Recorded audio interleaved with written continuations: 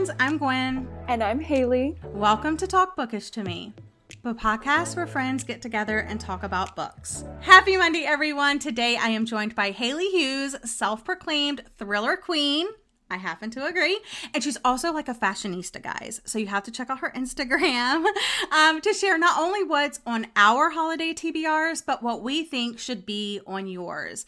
This should be interesting because both Hailey and myself are predominantly thriller readers, I would say. So expect the unexpected for the recommendations. Hailey, go ahead and introduce yourself. Let my listeners know where they can find you. Hello everyone, I'm Hailey. My channel name is just Hailey Hughes. I make a lot of booktube videos, mainly like Gwen said, reading thrillers. I've gotten into horror recently, so I have a couple horror recs on here as well, and I am very active on Instagram. I kind of just started Instagram in high school, and I would post every day, and everyone thought like I was that annoying girl, but I just love it. It's like a scrapbook of my life and my outfits, so you can find me over there at Hailey Ann, but every time there's an A, there's two. So Hailey Ann. Yes, I'm going to have links to all of your social media in the notes of today's show so people can hop over and find you.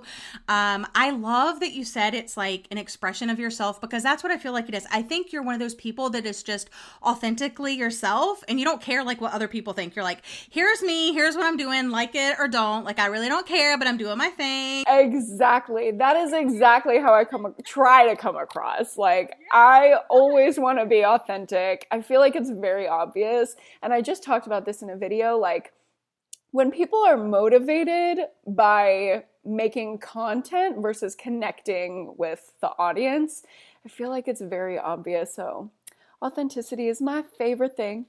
Yes, absolutely. I agree 100%. So like I said, I'll have your links to the social media, but I wanted to start with a few warm-up questions before we jump into like our TBRs and our recommendations. So what's your favorite holiday movie?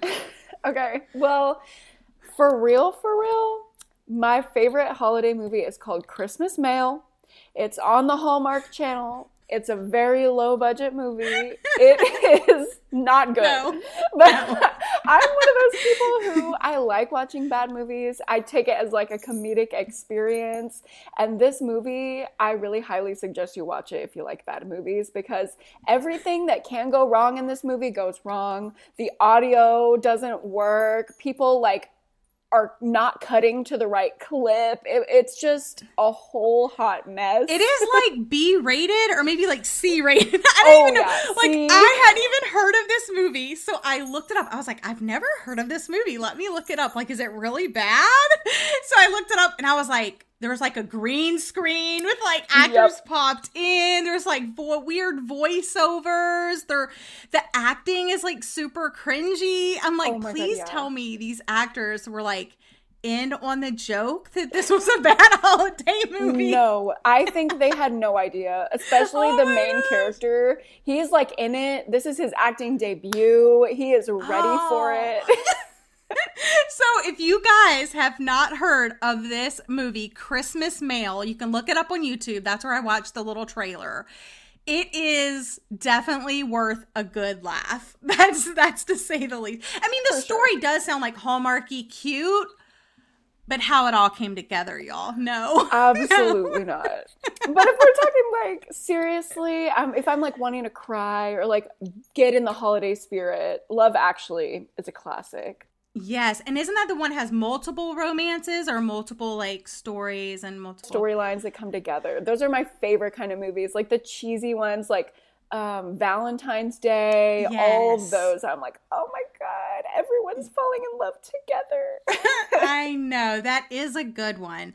I think I saw it originally like on Netflix when I first watched it, but I don't think it's available in there now. Maybe it will come back around like actual Christmas time, but definitely check out Love Actually. You have to check out the trailer of Christmas Mail, though, because it's hilarious. So, do you have any fun, like, holiday traditions yourself?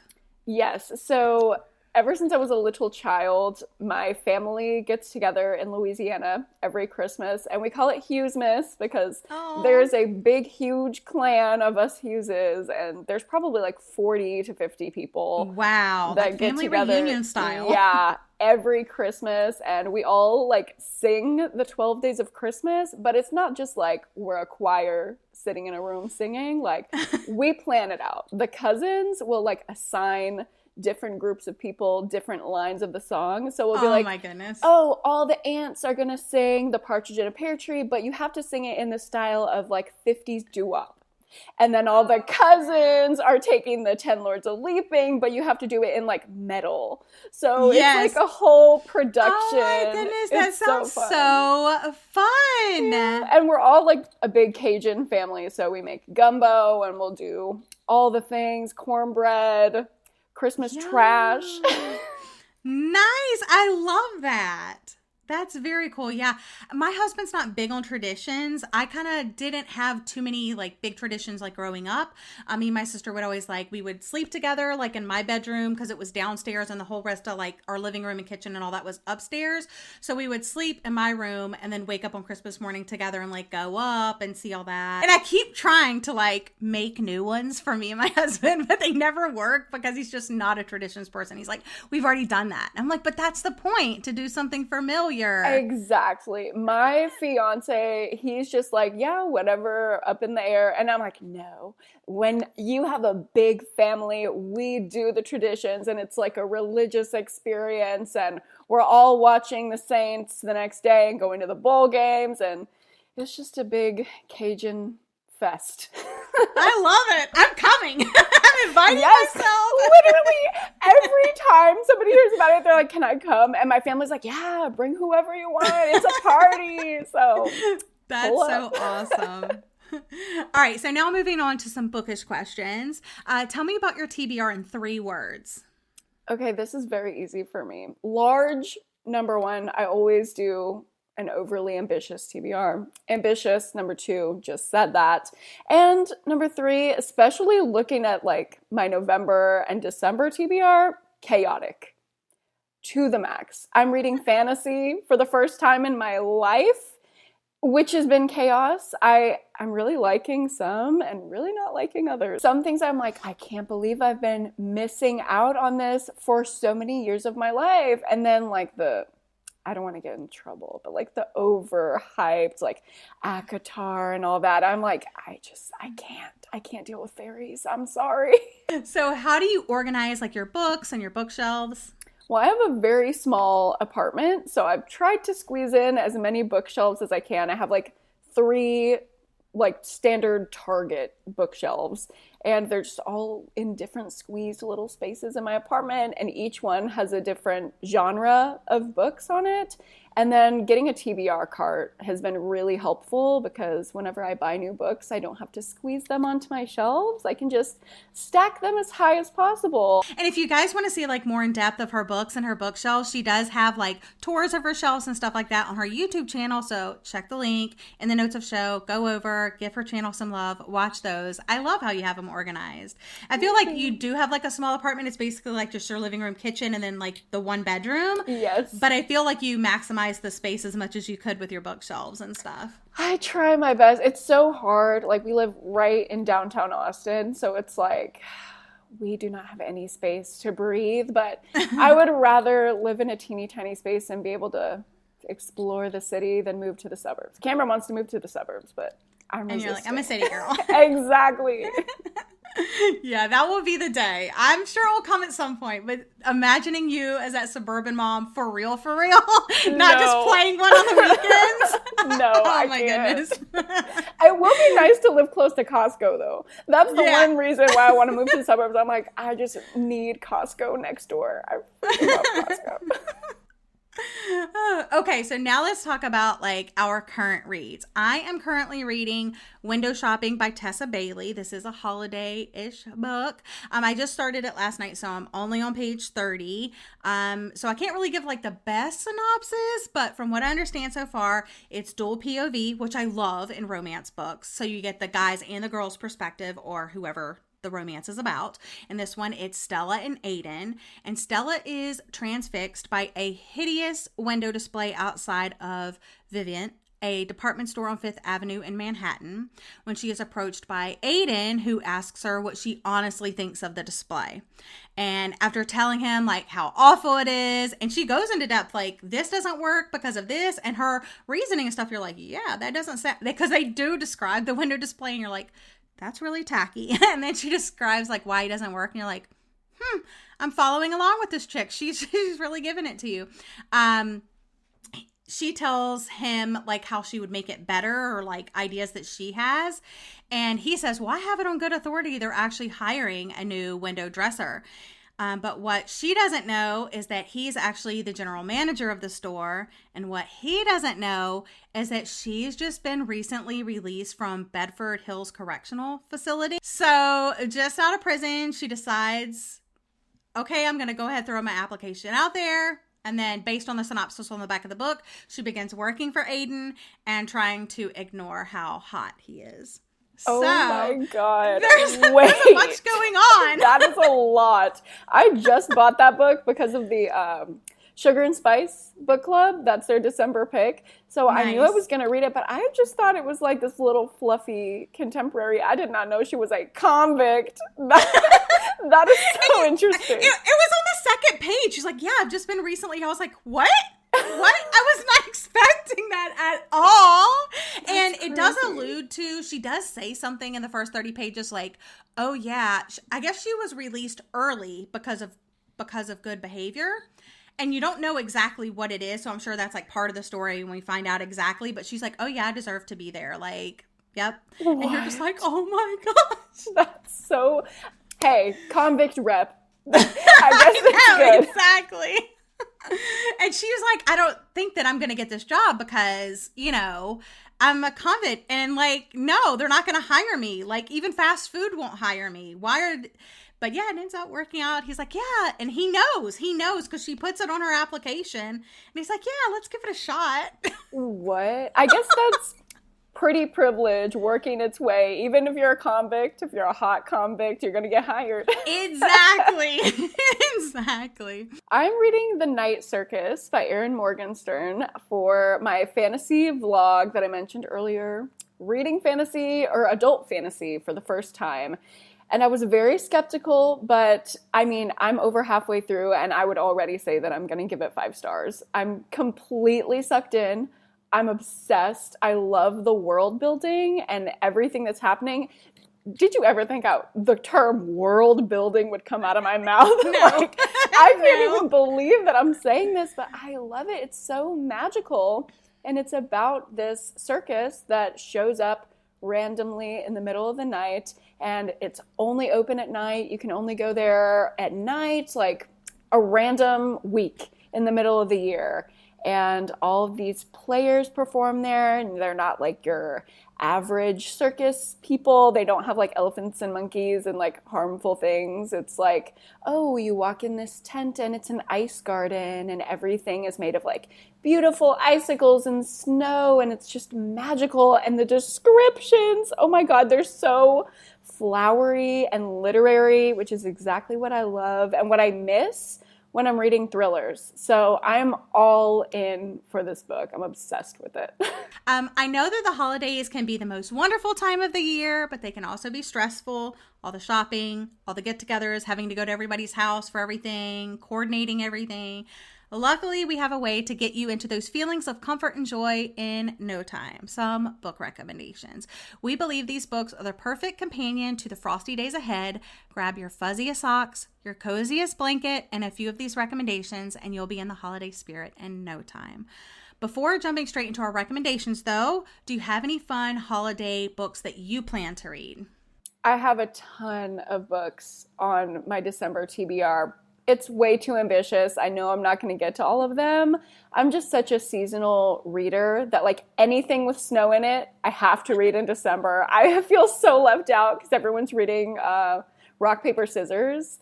And I really want to, but I'm like, I can't until December 1st. So that's on there, but I'm very excited about The Holiday Swap by Maggie Knox. I've never read a Christmas romance, like a true Christmas romance that I've loved, but I've heard good things about this one.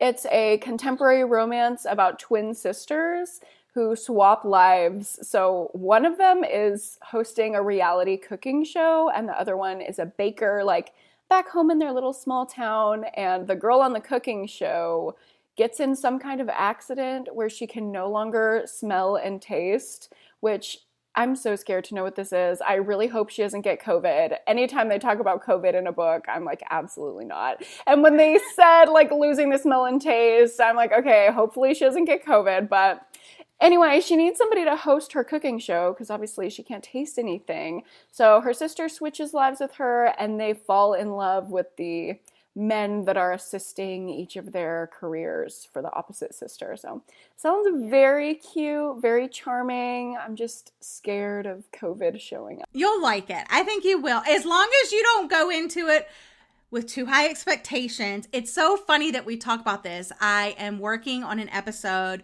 with Nikki that's in our book club. She's going to be on with me for our first episode in the new year, and we're actually going to talk about book hype.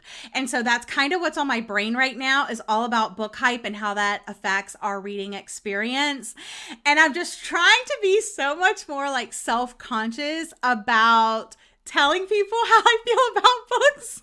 And it's crazy because I'm like, the more you tell people, they may sway away from a book, or it may bring them closer to a book. So it's just crazy. But yeah, so just watch the vlog. Hopefully that will help you navigate. I know.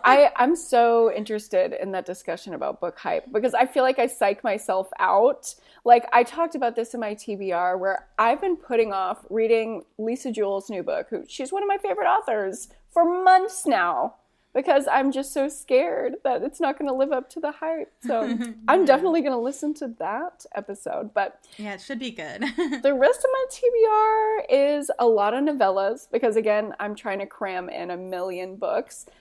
So I heard last Christmas that The Deal of a Lifetime by Fredrick Backman was a good Christmas book. It's only 90 pages and it's just contemporary literary fiction about a father and a son meeting on a cold winter night, and they've been estranged for years. So this is like their first meeting and catch up. And what the son doesn't know is that the father has an opportunity to make this deal that would save the life of a little girl with cancer who, like, she knows she's going to die. But I think that would mean that he would have to sacrifice himself. Oh. So he's kind of trying to find out, is my life worth living, by meeting up with his estranged son. And it sounds so emotional, which is just standard Fredrick Backman. And apparently it takes place like either around Christmas or on Christmas. So that might be my Christmas Day read.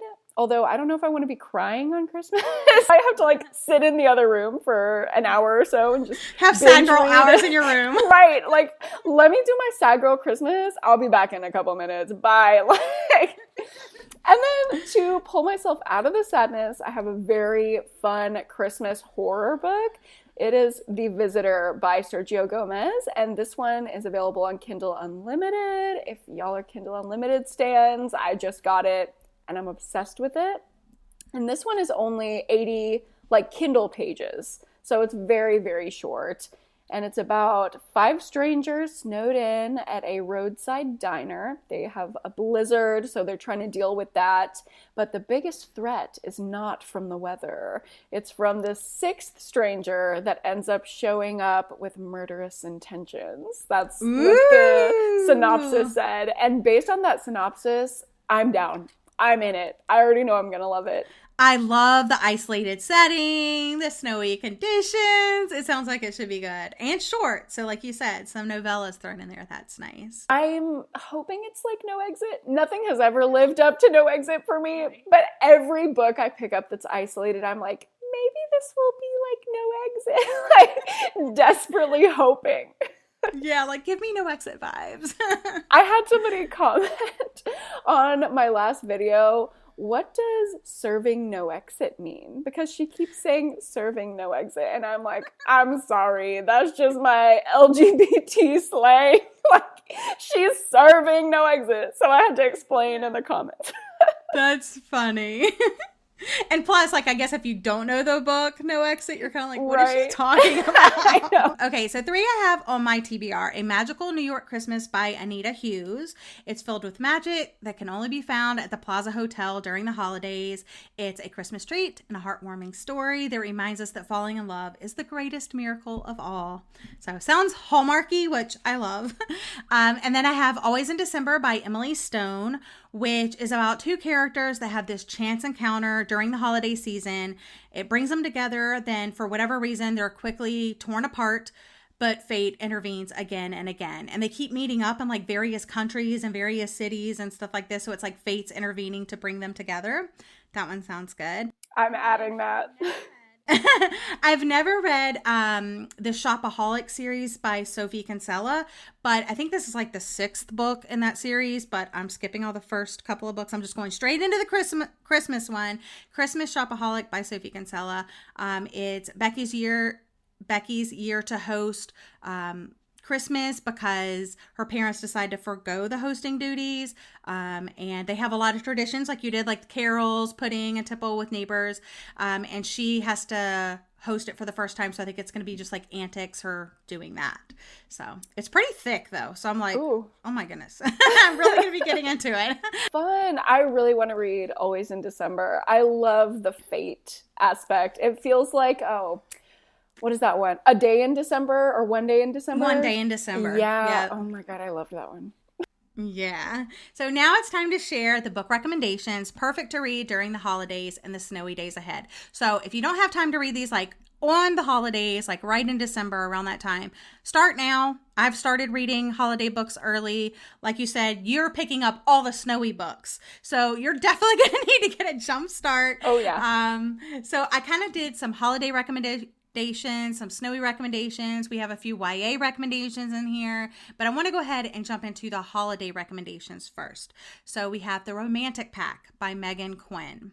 And if you look at the traditional cover, it's like a man, I think he doesn't have a shirt on, and it doesn't look Christmassy at all. It's like one of those like really gross. I don't like covers like that. It's like one that you would like read on your Kindle, you know? Right. Like you wouldn't really think you'd be reading. But I actually got like the special cover edition from Hello Lovely box, and it was like this watercolor cover. It still didn't look Christmassy though.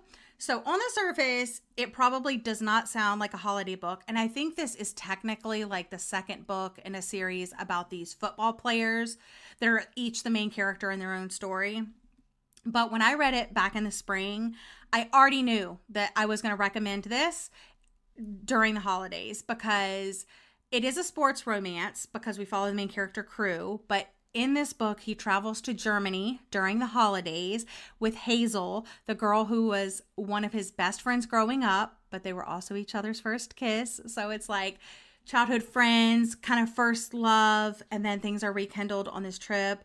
I don't want to tell you anything about the trip or the romance. I'll just say it was a great combination of all the things that I love in romance books. It was cute. It was wholesome. It was funny as hell. It was steamy. It was romantic. Just please read this book, you guys. It's not that long. It reads so fast. But the descriptions of being in Germany during Christmas, and there's like this little Christmas festival like near one of their hotels. It's so cute. But like I said, it is emotional too because like why he goes on the trip and, you know, all of that. It's just, it's so good. And it's, I don't know. I just really, really liked it. So definitely recommend. You sold me. My first recommendation is the entire Simple Wild series by K.A. Tucker.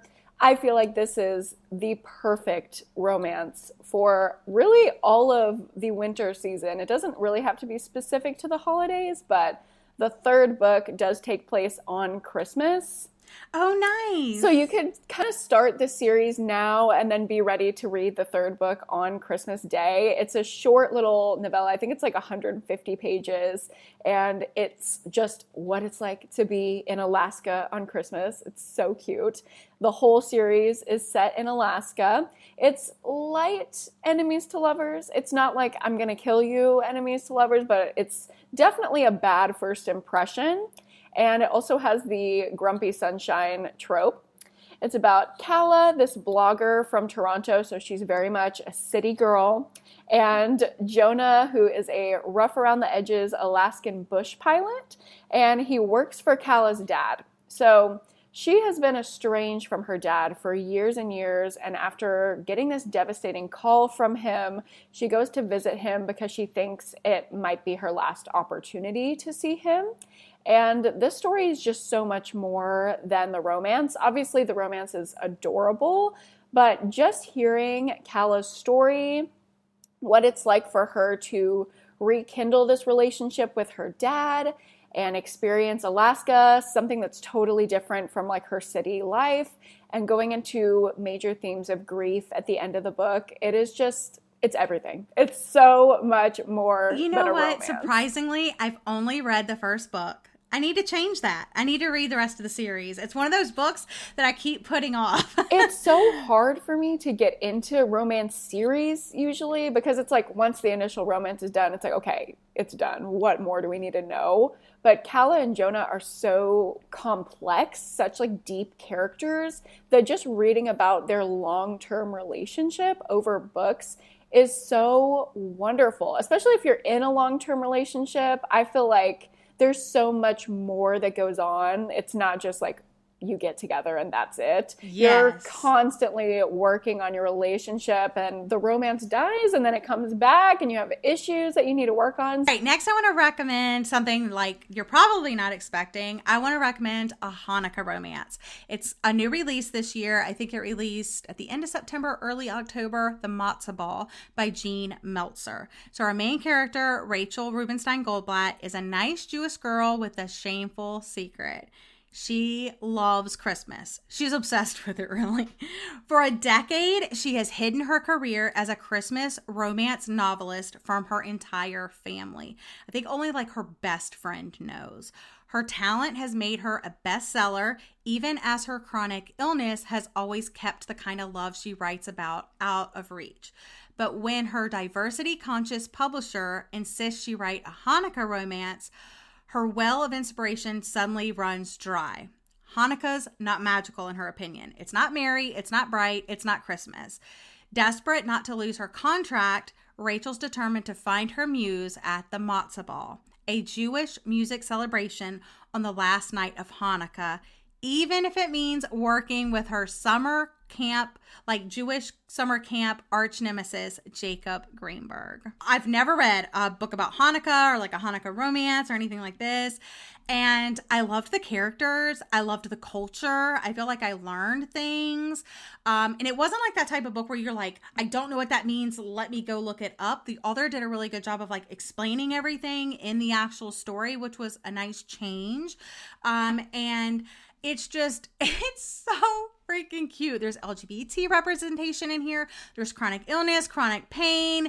There's so much like woven into the story, and it doesn't feel like, oh, let me like plop in this little thing just to make it diverse. You know, it feels authentically woven in, and it's set in New York during Christmas and Hanukkah, and it's so cute. One of my real life best friends read this book, and she texted me at like 3 a.m. last week, Matzah ball, Matzah ball, Matzah ball. And I'm looking at this text and I'm like, what is she saying? Is she eating soup? And she's very excited about it. So the next morning I'm like, girl, what does this mean? And she's like, the Matzah ball, this romance book, you're gonna love it. You need it. I'm dropping it off at your house. And I'm like, okay, I get it. I'm sold. My TBR is growing by the second. Just hearing this. Oh my next rec is When True Loves by Taylor Jenkins Reid. Obviously, it's a classic. Everybody loves TJR. It's a contemporary romance about our main character who's in this perfect marriage, and this man, she's in love with him. He seems perfect to her, but he ends up going missing only a year into their marriage. So her life is in shambles. She's grieving him, and she leaves her life. I think they were living in LA behind, and she moves to quaint little Massachusetts to be with her family and kind of run through this grieving process. But while she's there, she's running her parents' bookstore, which is just like a cute little cozy element. and she ends up running into an old flame and feels herself finally opening up to finding love again. However, big twist, it's not like a spoiler or anything, but this is on the back. Her world is completely shaken when her husband is found. So she has to figure out which man is her one true love.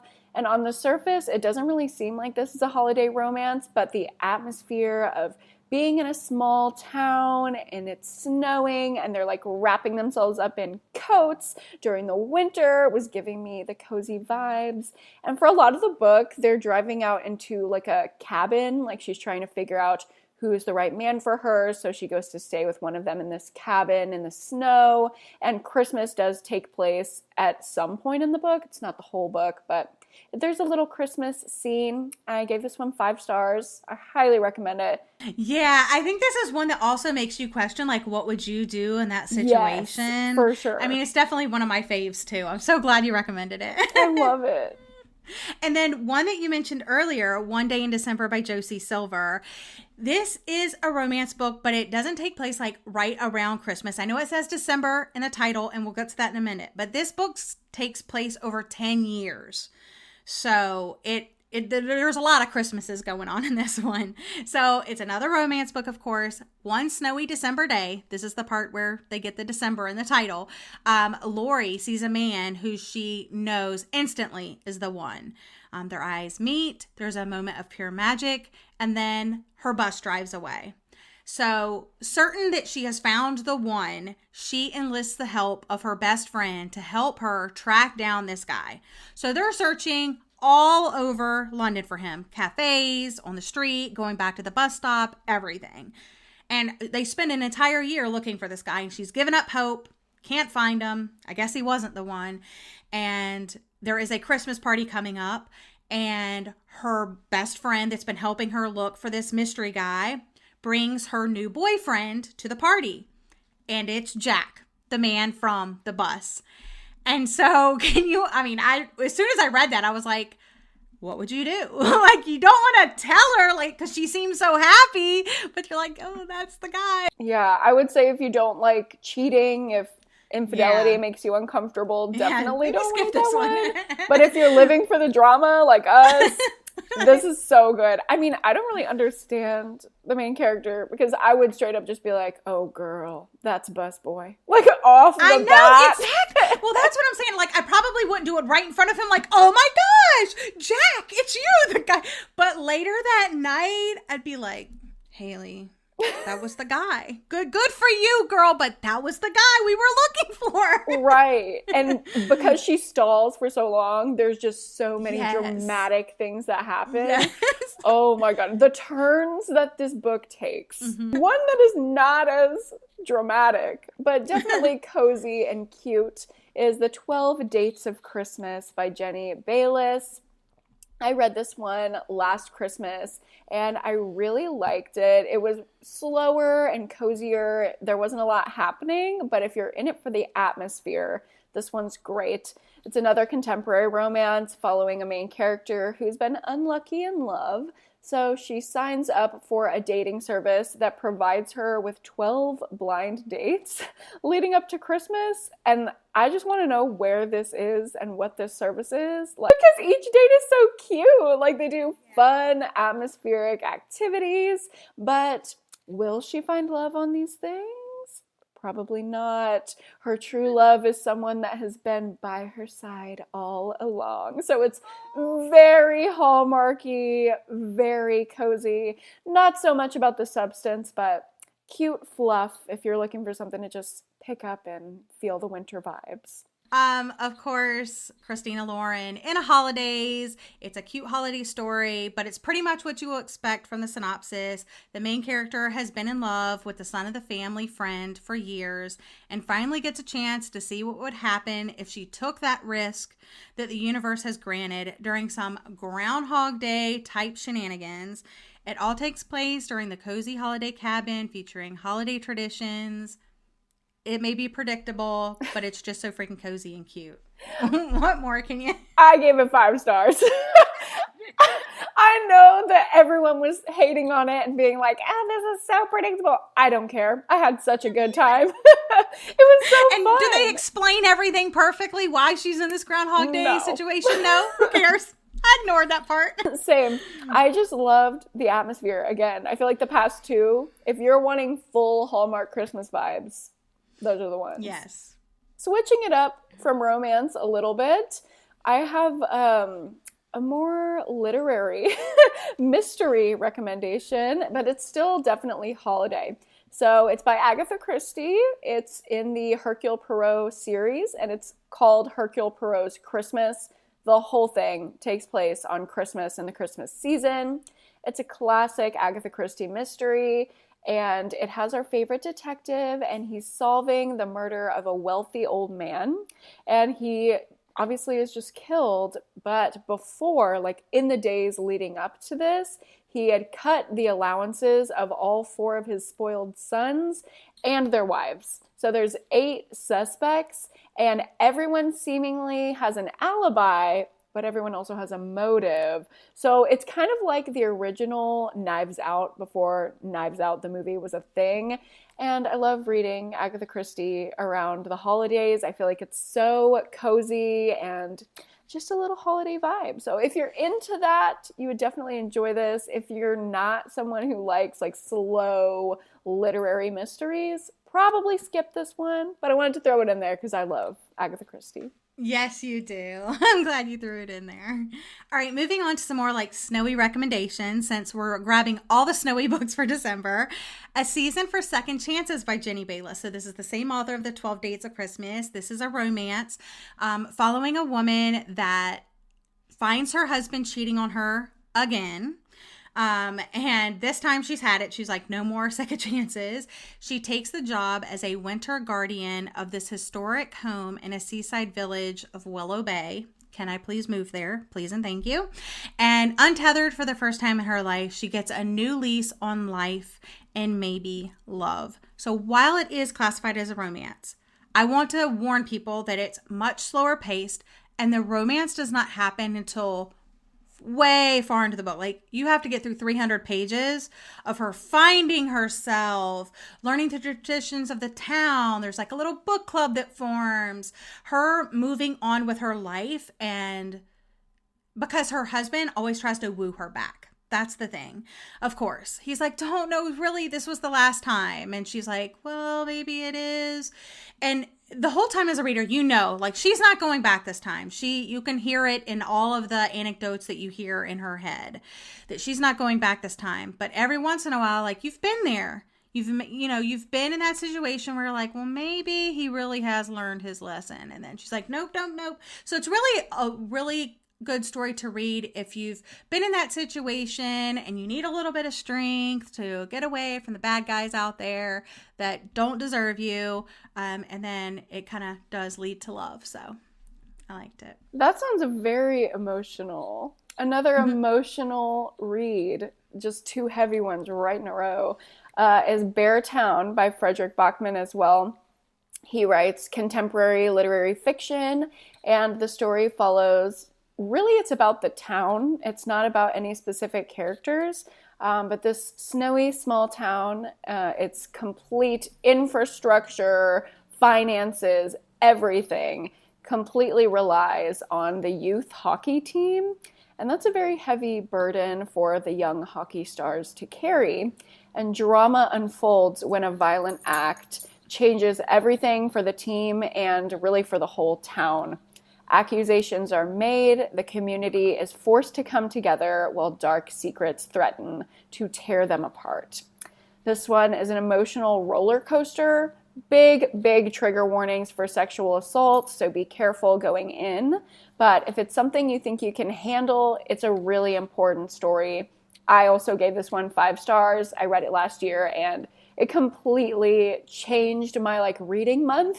I was in a slump for a week after reading this book because everything I picked up, nothing could measure up. It's just so beautiful and it gives so many different perspectives on who is effective when a sexual assault happens. It's really not just the victim.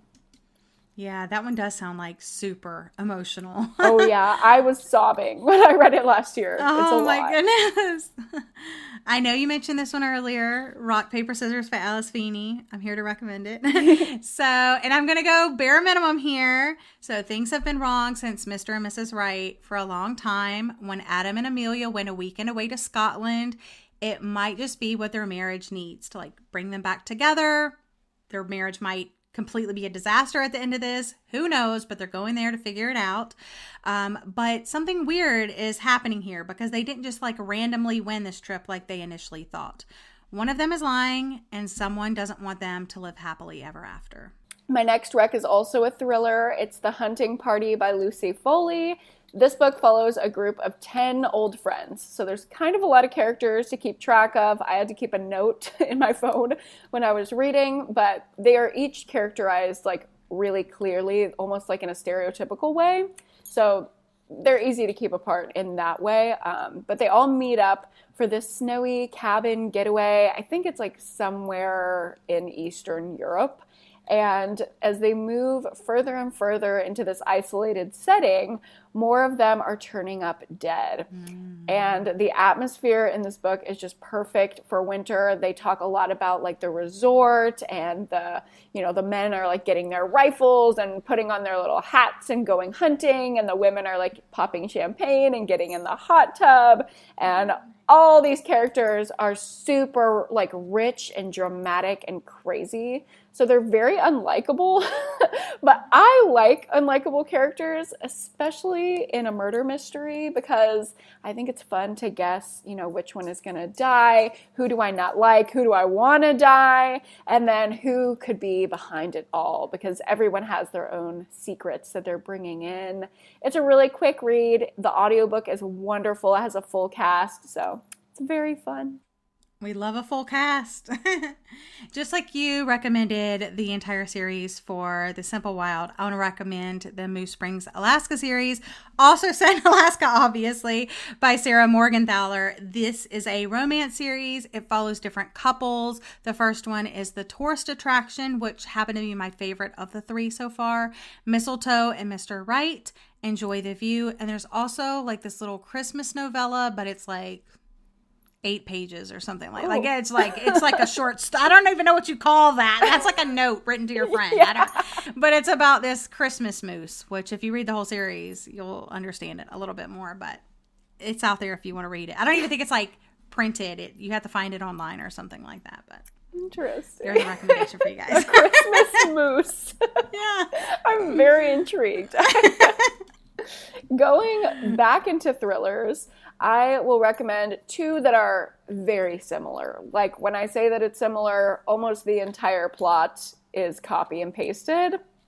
First one is An Unwanted Guest by Sherry Lapina, and the other one is One by One by Ruth Ware. Obviously, they're both mystery thrillers, and both of them follow a group of people getting snowed in at a resort, and a murderer, we don't know if it's an outside force or somebody within the group, starts picking everyone off one by one. I would say you would need to pick up An Unwanted Guest if you're looking for a group of strangers. Nobody knows each other. They all have secrets. And it's more like of a domestic thriller. There's that husband and wife kind of drama.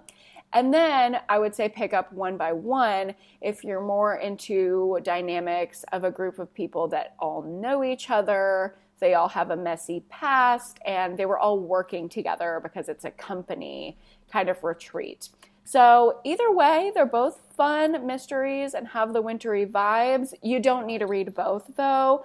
Just based on that, decide which one you like out of either. I read both of them like pretty much back to back, and it was the same story. Okay, so moving on into some young adult recommendations.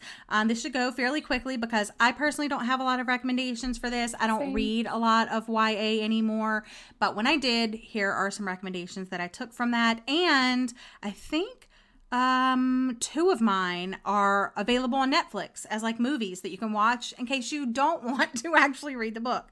So the first one is Let It Snow. It's 3 holiday romances written by, one is John Green's, one is Maureen Johnson's, and one is Lauren Miracle. The magic of the holiday shines in these hilarious and charming interconnected tales of love, romance, and breathtaking kisses. Like I said, this one is available on Netflix. The next one is Dash and Lily's Book of Dares by Rachel Cohn and David Levithan, a whirlwind romance story that starts with Lily leaving a red notebook full of challenges on a bookstore shelf. I just love that premise right there. So she's waiting for just the right guy to come along and accept the dares written in the notebook. I haven't actually read the book. I only watched it on Netflix. So it's there and it was super cute. And, I did my thing with it. And then I also want to recommend an anthology that's edited by Stephanie Perkins. This one has 12 different holiday stories in it. So whether you are celebrating Christmas or Hanukkah, winter solstice, or New Year's, there's something in there for everyone. So if you could do like a story a day or something like that. Same. I don't read a lot of YA, but specifically Christmassy YA, I will pick up just for the vibes. So my first one is The Chaos of Standing Still by Jessica Brody. I don't hear a lot of people talk about this one. It's obviously YA. It's a contemporary romance, and it follows a college student, and she gets stuck in the airport trying to fly home and see her family for Christmas. While she's there, she meets this cute guy who's in a similar situation. He's also trying to get home, but obviously they're stuck. So they pass the time together as they wait for the blizzard to pass and the planes can take off. They're kind of trying to not be bored in this airport. So the guy's really cute and he'll go to the gift shop and get something weird and try to make her have fun. This is very grumpy sunshine as well, but the girl is grumpy and the guy is sunshine. I love the reverse grumpy sunshine. That is my favorite. So it was cute. It wasn't a favorite of all time, but definitely adorable. And then I have What Light by Jay Asher as well. So this is another contemporary romance. Two teens fall in love, and the girl's family owns a Christmas tree farm in Oregon. But every year when they harvest their trees, they go to California to sell them.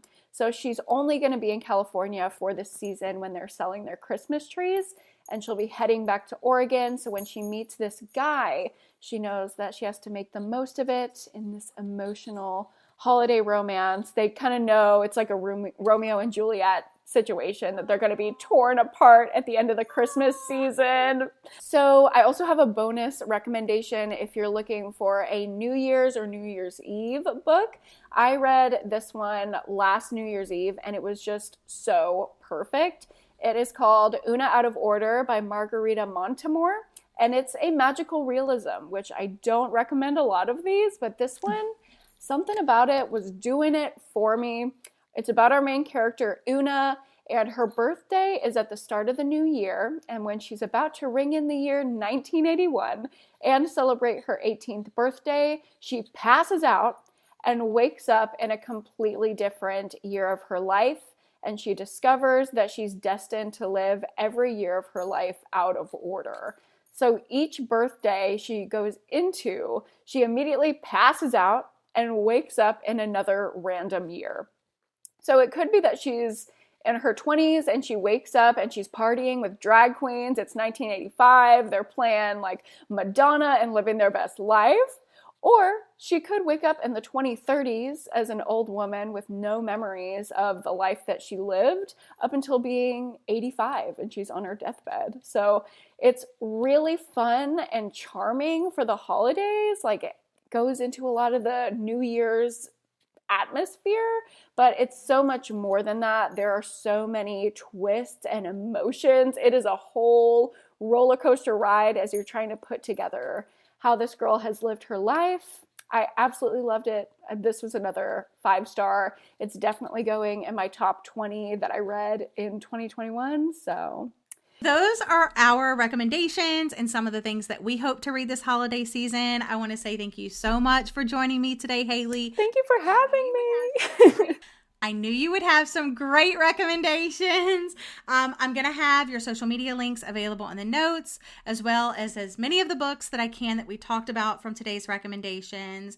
Everyone, make sure you go follow her, especially if you love thrillers, horror. She dabbles in other things. She's reading fantasy for the first time. If you want to check out her bookshelves that we talked about, go follow her on YouTube. Just a reminder, if you'd like to be considered as a guest, there is an interest form linked on Instagram at Talk Bookish Podcast. Reviews of the podcast really help it reach new listeners, so I would appreciate it if you had a moment to do that for me. I'll be back again in 2 weeks as I start wrapping up another great year of reading. Sydney and I will be discussing and revisiting our goals we had this year and share our goals for next year. Until next time, happy reading!